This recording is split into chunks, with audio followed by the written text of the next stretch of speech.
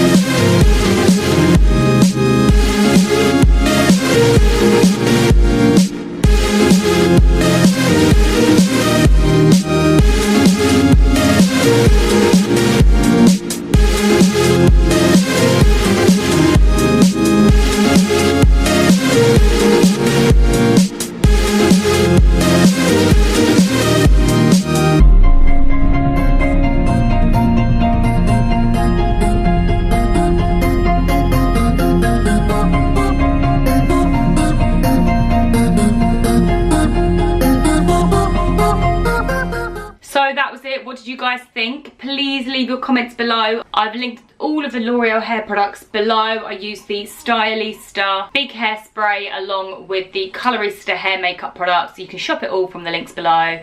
Yeah, I would love to hear your thoughts on this look. Would any of you wear it for Halloween? I feel like it's like really funky, it's different, it's super easy. Like if you don't want to spend too much money and you don't really want to go like too crazy and, you know, do like gory makeup, this is such a fun different look for Halloween. And yeah, thanks so much for watching. Please like this video and don't forget to subscribe to my YouTube channel. Peace out.